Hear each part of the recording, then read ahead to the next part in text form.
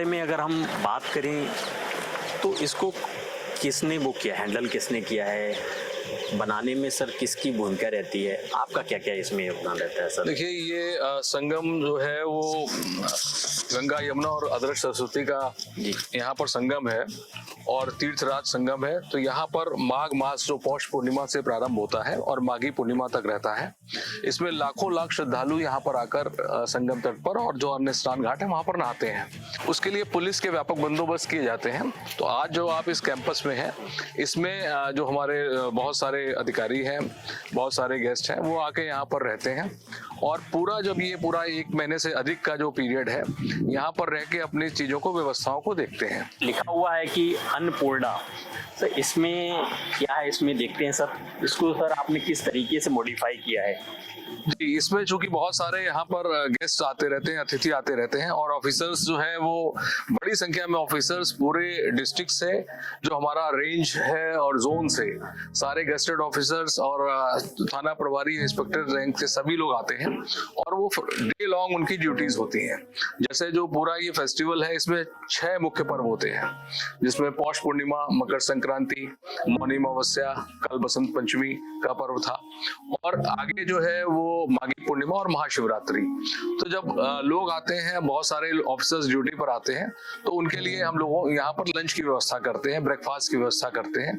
जैसा कि इसके नाम से आपको पता चल रहा है अन्नपूर्णा, तो अन्नपूर्णा माता जी की कृपा से ये भंडार भरा रहे, इसलिए इसका नाम अन्नपूर्णा रखा गया है और लोग आके यहाँ पर अपना ब्रेकफास्ट, लंच और डिनर लेते हैं। चाह दोदी की मतलब सर गंगा के किनारे हमें रहने को मौका मिला, आप तो सर उसके पूरे महकमे को हैंडल करते हैं, कैसा फील होता है? निश्चित तौर पे मैं अपने को इसके लिए सौभाग्यशाली मानता हूं कि जब आप और अन्य प्रकार की ड्यूटियां करते हैं तो उसमें आपको जो परक्विजिट्स हैं वो मिलते हैं, सैलरी मिलती है, टीएडीए मिलता है, लेकिन जब हम यहाँ पर परफॉर्म करते हैं तो हम उसके अलावा जब हम अपनी सर्विसेज में कुछ परोपकार और हेल्प करने की भावना जोड़ के करते हैं तो निश्चित तौर पे जो पुण्य मिलता है वो कहीं और किसी ने ड्यूटी में नहीं मिलता। बंगले की तरफ, आपकी तरफ देखते सर फुटेज है कि बंगला है, किस तरीके से डिजाइन किया गया है आपके बंगले को? आपका मीटिंग रूम है, ये एक तरह से ड्राइंग रूम कह सकते हैं। जो हमारे स्थायी निवास होते हैं तो उनमें जिस प्रकार ड्राइंग रूम होता है तो उसी प्रकार से स्थायी ड्राइंग रूम बना हुआ है और इसमें काफी लोग बैठ जाते हैं। क्योंकि यहाँ पर जब भी लोग आते हैं तो बड़ी संख्या में लोग आते हैं, कई अफसर्स आते हैं, बहुत सारे गेस्ट लोग आते हैं, बहुत सारे मीडिया के लोग आते हैं, सोशल मीडिया के लोग आते हैं, बहुत बार साधु संत भी आ जाते हैं, उनका आशीर्वाद हम लोगों को मिल जाता है। तो ये एक ड्राइंग रूम के रूप में हम लोग इसको प्रयोग में करते हैं। अंदर सर किस तरीके बना हुआ है?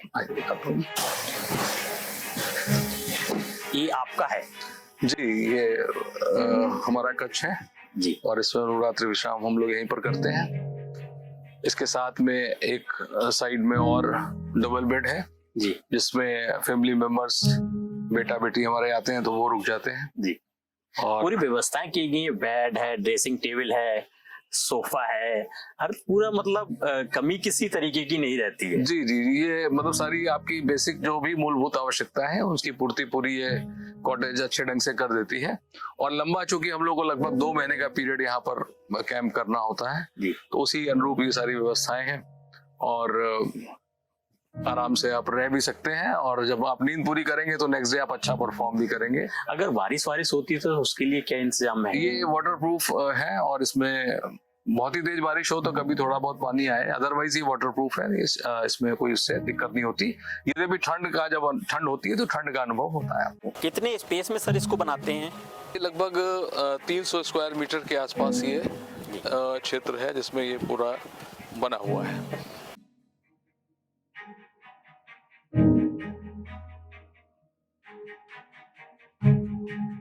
सब लोग जानना चाहते हैं कि सर गाड़ी में वायरलेस लगा होता है, ये क्या है, इससे कैसे कंट्रोल करते हैं? ये वायरलेस कम्युनिकेशन है, कोई तार नहीं है, एक एंटीना है गाड़ी के ऊपर और जो हमारे कंट्रोल रूम है और एक फ्रीक्वेंसी सेट है, उस फ्रीक्वेंसी को मैच कर देते हैं। जैसे जो अलग अलग इसमें आप देख रहे हैं बहुत सारे चैनल्स हैं, इसमें 30 चैनल्स हैं और वही चैनल्स को हम हमारा जो मेला कंट्रोल है वो चैनल 1 पे है तो हमारा जो कंट्रोल रूम है वो इससे कोऑर्डिनेटेड है और अगर हम जब इसको कॉल करते हैं तो ये रिप्लाई करते हैं। मेला control SSP Mela.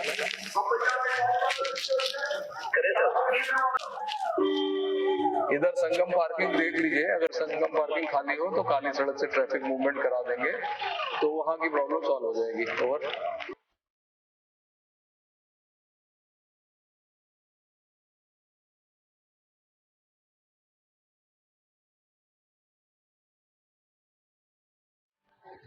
Thank you so much. Please share your experience to the visit to this Magh Mela. My wife will do that very much better than me. So it's actually we arrived this morning and we came especially for this fantastic day where we can really enjoy the culture from India and feel really how deep the roots are, the heritage from your people. We like to come back in 25 for the big festival. Thank you. Thank you so much.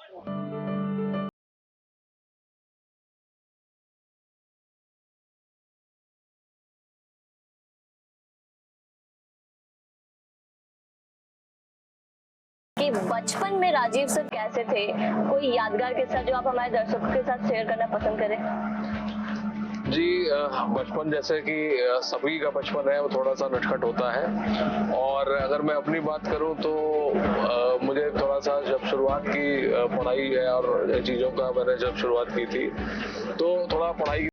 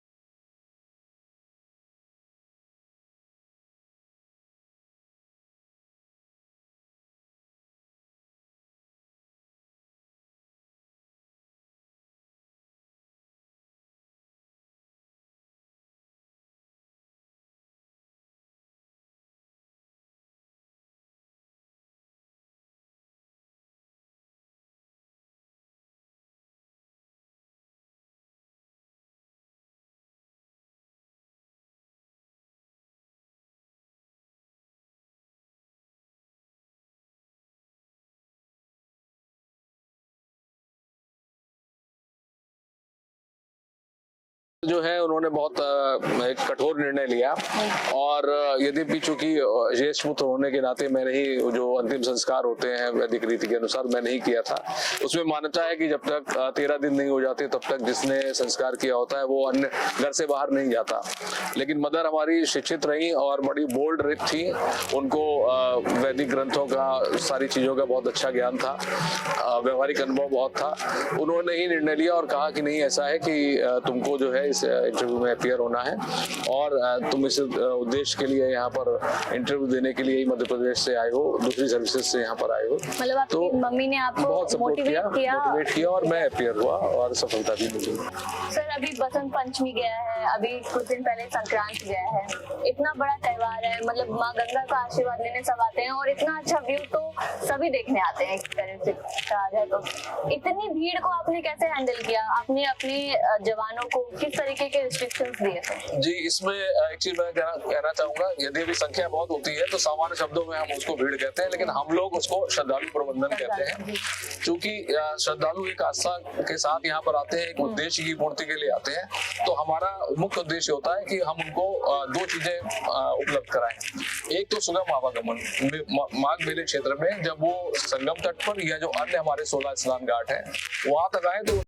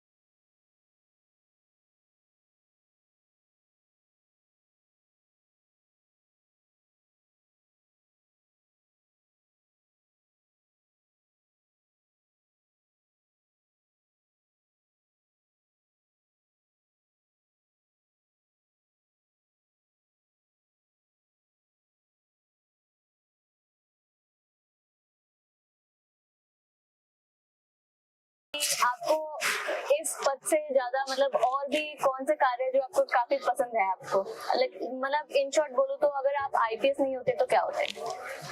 जी, अगर जैसा आपने कहा, अगर police सेवाओं में नहीं आया होता तो शायद मैं टीचिंग का काम कर रहा होता, पढ़ा रहा होता, और मैंने डिग्री कॉलेजेस में पहले पढ़ाया भी है। उसके अलावा भी अभी भी शौक है, मैंने जैसे अभी पहले कहा कि मैं बहुत सारे स्कूल में बच्चों के साथ, बड़ों के साथ सबसे इंटरेक्शन करता रहता हूँ। और अभी भी जो है हमारे चूंकि मेरी ओरिजिनल पोस्टिंग इस वक्त वाराणसी में है, तो बहुत सारे वहाँ पर जब नए रिक्रूट्स आते हैं तो उनके साथ मैं इंटरेक्शन करता हूँ, उनको जो है पुलिस के बारे में या अन्य चीजों के बारे में एक अपने अनुभव उनको शेयर करता हूँ, जिससे कि जो हमारा बल है उसमें सुधार हो और उनकी पर्सनैलिटीज में कुछ चीजें वो लेना चाहें तो वो लें।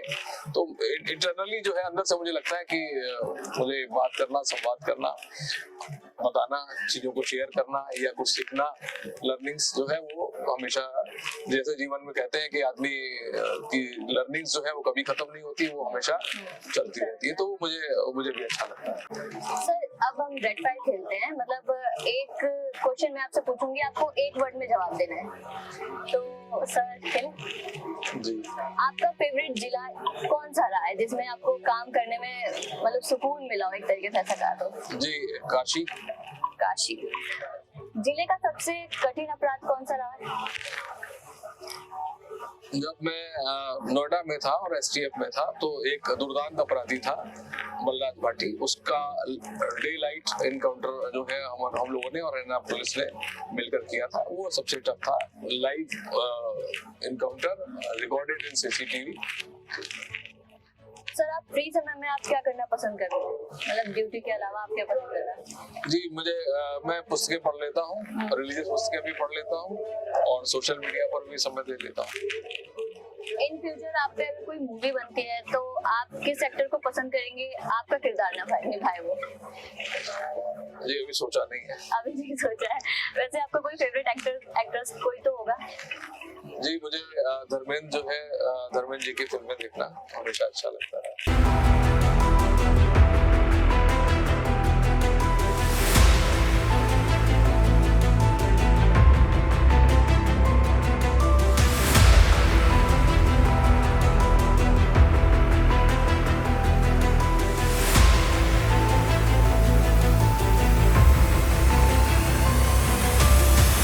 एक माघ मेले की संगम तट में से हमारे पीछे तो वो आरएएफ की टीम है। उस टीम को भी सर हमारे साथ ब्रीफ करेंगे, इसके बारे में बताएंगे इनका क्या कार्य है। सर, आरएएफ की टीम है, आरएएफ को पहले सर ब्रीफ करेंगे सर शॉर्ट में। सर देखिए, जो रैपिड एक्शन फोर्स है ये इस माघ मेले में हमारे पास 2 टीमें हैं और जो मुख्य पर्व है ये मुख्य पर्व के लिए अपना योगदान देते हैं।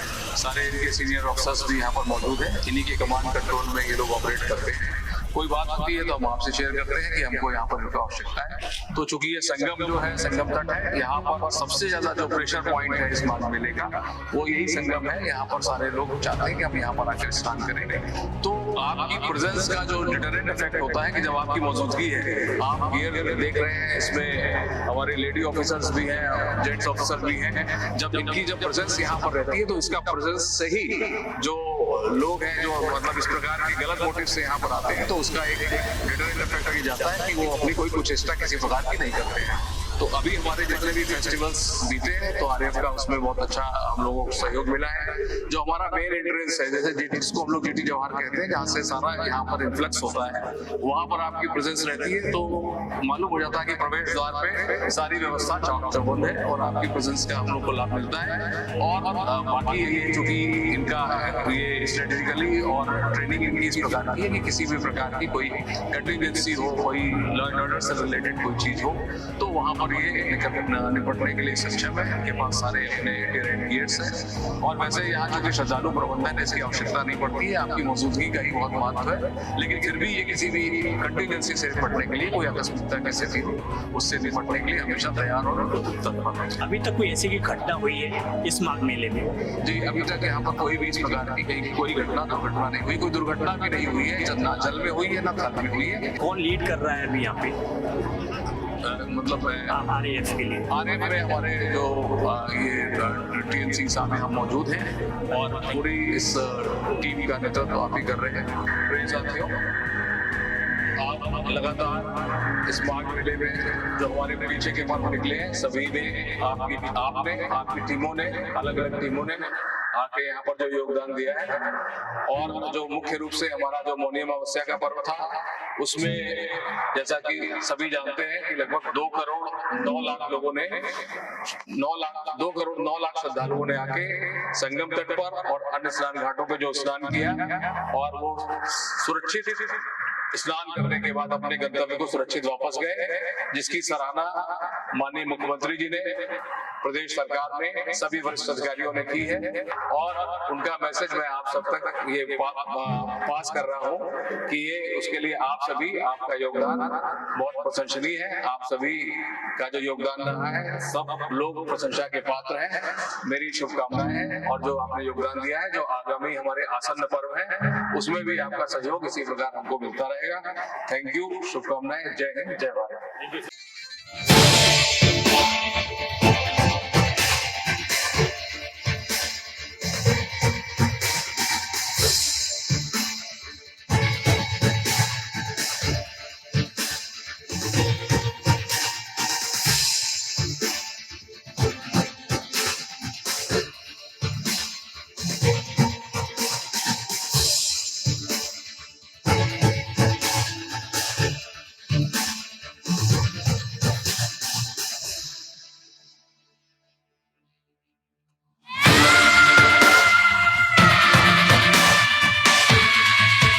सर, ATS का क्या महत्व होता है? हमारे पास कमांडोज हैं, माघ मेले में ATS काफी अच्छे बल के साथ दिखाई दे रहा है। जी, ATS एंटी टेररिस्ट स्क्वाड है और ये उत्तर प्रदेश पुलिस का ही एक अंग है।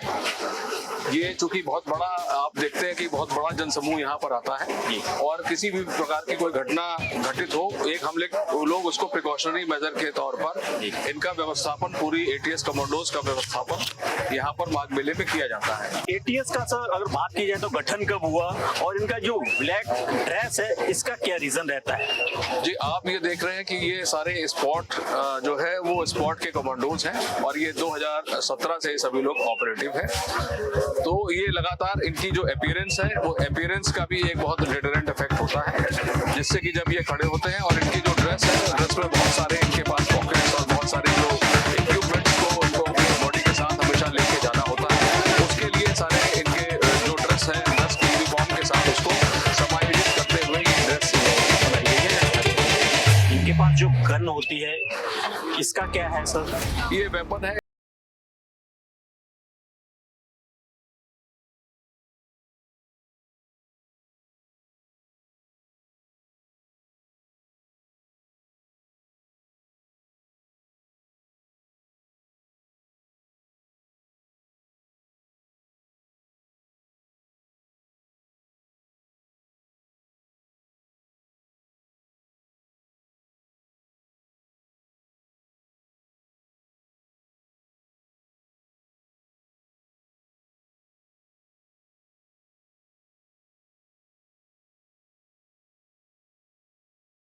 ATS का भी बल माघ मेले में कितना है टोटल? ये हमारे पास ATS की टीम है, नंबर सब सिक्योरिटी पर्पज से डिस्क्लोज नहीं करते हैं, लेकिन पर्याप्त संख्या में हमारे पास ATS के कमांडो को कोई आवश्यकता पड़ी?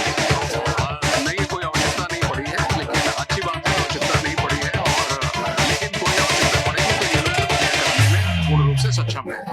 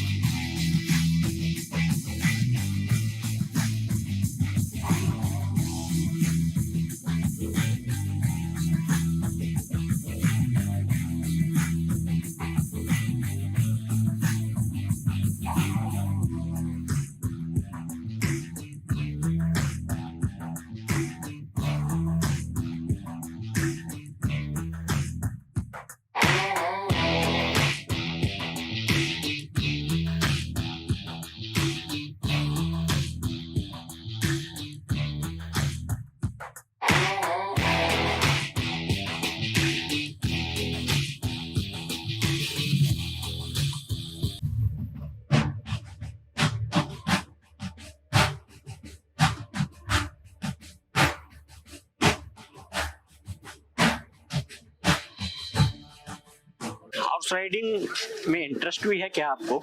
जी, हॉर्स राइडिंग में हम लोग के सारे पुलिस कर्मियों के, सारे पुलिस ऑफिसर्स में एक ये पार्ट ऑफ ट्रेनिंग भी है और उनको इसकी सिखलाई दी जाती है कि किस प्रकार से आपको घोड़ा चलाना है, क्योंकि घोड़ा भी एक ऐसी सवारी है, देखने में तो बहुत टेम्पटिंग लगता है, राइट। लेकिन इसकी सवारी उतनी आसान नहीं होती है। तो उसको एक पार्ट ऑफ ट्रेनिंग में हम लोग को लंबे समय तक इसका प्रशिक्षण दिया जाता है और हम लोग इसका उपयोग खासकर फेस्टिवल्स में, जुलूस में, जैसे आप ये माघ मेला है यहाँ पर, या जहाँ पर बहुत ज्यादा क्राउड, ऐसा होता है कि बहुत क्राउड यहाँ पर इकट्ठा होना है, वहां पर हम लोग इसका प्रयोग करते हैं। कभी कभी ऐसा भी होता है कि इससे घटनाएं भी सुनने को आती हैं, कभी ऐसा हुआ है इस माघ मेले में? नहीं, घटनाओं की बात तो मेरे भी संज्ञान में, मेरा भी एक लंबा पुलिस सर्विसेज का टेन्योर हुआ है कि घुड़सवार पुलिस की वजह से कोई घटना हुई हो, वैसा मेरे संज्ञान में नहीं है। माघ मेले में अगर घुड़सवार इसकी बात की जाए तो कितनी काउंटिंग में ये होंगे? अभी हमारे पास जो है वो लगभग 1 दर्जन के आसपास हमारे पास घोड़े हैं, जो कि अलग अलग जरूरतों पे हम लोग अरेल साइड में, दूसरी साइड में, सभी जगह व्यवस्थापित करते हैं और संगम पर विशेषकर ज्यादा हम लोग इसका उपयोग करते हैं कि वहां पर सबसे ज्यादा क्राउड वहीं पर एकत्र होता है। जो भी श्रद्धालु आते हैं उनके सबकी मन की मंशा रहती है कि हम संगम पर स्नान करें, तो सबसे ज्यादा जो है वो हम लोग इनका प्रयोग संगम घाट पर करते हैं। और सर, इसका महत्व जो हमारे दर्शकों को कुछ नया हो जो आप बता सकते हैं? इसमें चूंकि ये बड़ा चार्मिंग है और लोग अट्रैक्टिंग है, अच्छा लगता है लोगों को, लेकिन जब तक उसकी प्रॉपर सिखलाई न करें तो नया प्रयोग न करें, क्योंकि सावधानी हटी की दुर्घटना घटी और कभी कभी लोग इंजर्ड भी हो जाते हैं, चोट आ जाती है। तो ये सावधानी की सवारी है, आप पहले प्रशिक्षित हो ले, फिर इसका उपयोग करें।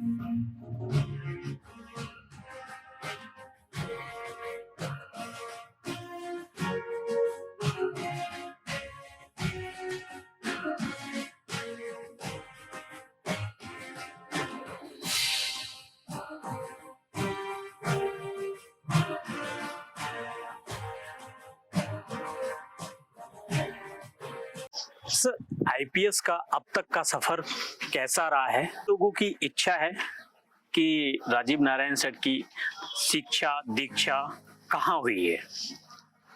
जी, मेरी जो प्रारंभिक शिक्षा है वो उत्तर प्रदेश के विभिन्न जनपदों में हुई, क्योंकि मेरे फादर भी शासकीय अधिकारी थे, शासकीय सेवक थे। तो शासकीय सेवा में आप जानते हैं कि स्थानांतरण एक प्रक्रिया है और बहुत जगह फ्रीक्वेंट ट्रांसफर्स होते रहते हैं। तो उसकी वजह से जब फादर के समय में उनके भी अलग अलग उत्तर प्रदेश के अलग अलग जिलों में ट्रांसफर्स होते रहे। तो प्रारंभिक शिक्षा कई स्थानों पर हुई, हरदोई में हुई, जौनपुर में हुई, उसके बाद फिर कानपुर में हुई। लेकिन बाद में फिर मेरी जो उच्च शिक्षा है वो ग्रेजुएशन और post graduation Christ college Kanpur का है, फिर मैंने वहां पर शिक्षा प्राप्त की।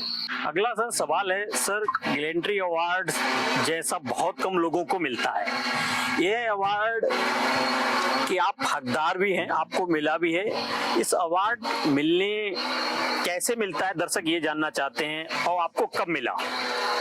जी, ये राष्ट्रपति का वीरता पुरस्कार है और राष्ट्रपति, महामहिम राष्ट्रपति भारत ये इसको स्वीकृत करते हैं। उनके सिग्नेचर से इसका एप्रिसिएशन सर्टिफिकेट जारी होता है।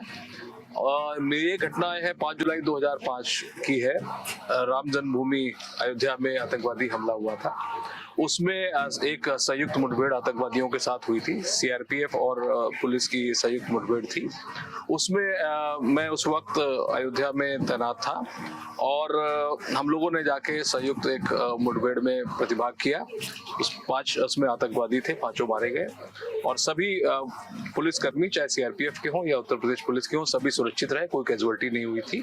और अदम्य साहस और वीरता का जब परिचय कोई भी पुलिस अधिकारी या अर्ध सैनिक बलों के या आर्मी के जवान अधिकारी जब देते हैं, तो फिर महामहिम राष्ट्रपति भारत द्वारा ये पुरस्कार प्रदान किया जाता है। कौन से सन में मिला है, किस महामहिम के द्वारा मिला है? ये हमारा जो गारंटी अवार्ड था 2015 में मुझे मिला था और उसके बाद फिर मुझे एक महामहिम राष्ट्रपति भारत का सराहनीय सेवाओं के लिए भी मेडल मिला है।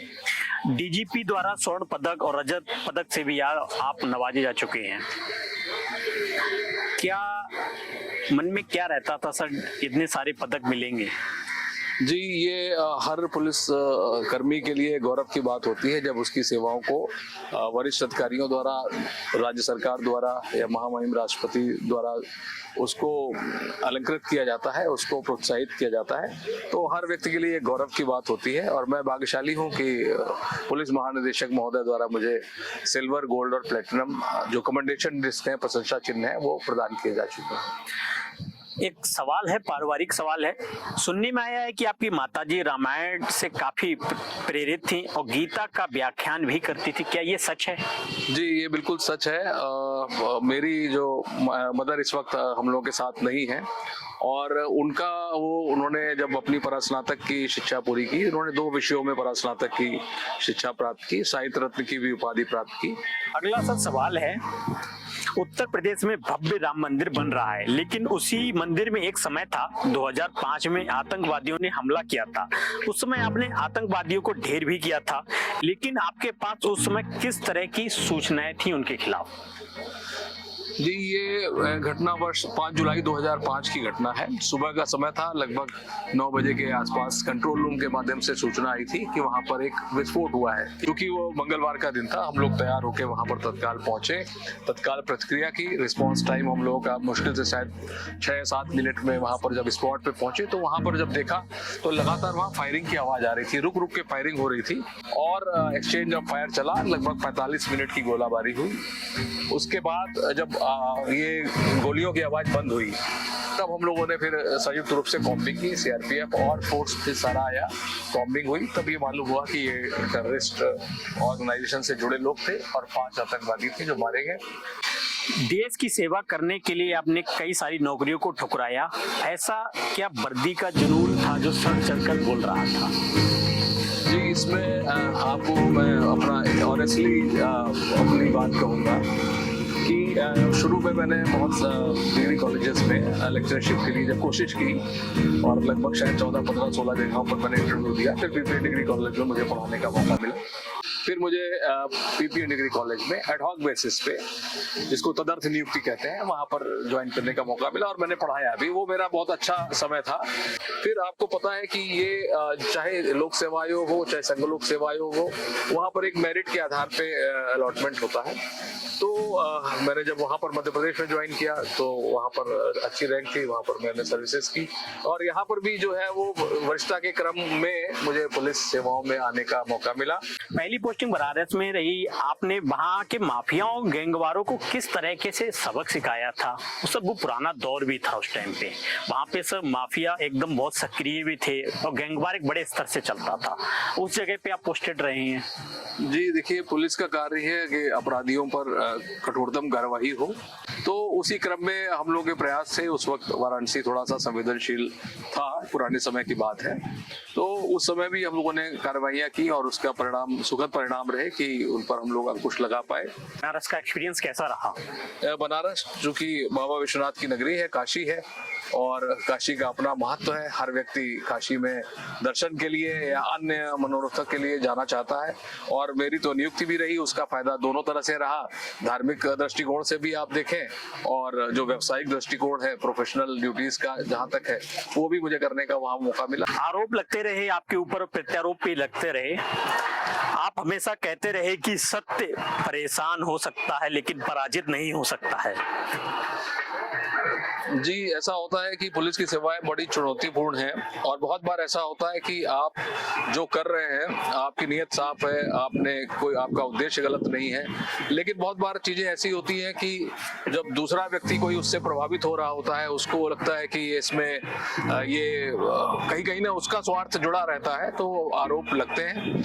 आरोप लगे, लेकिन जो हमारे वरिष्ठ अधिकारी हैं, उत्तर प्रदेश शासन है, उत्तर प्रदेश सरकार है, उन्होंने चीजों को देखा, एक प्रॉपर इंक्वायरी हुई।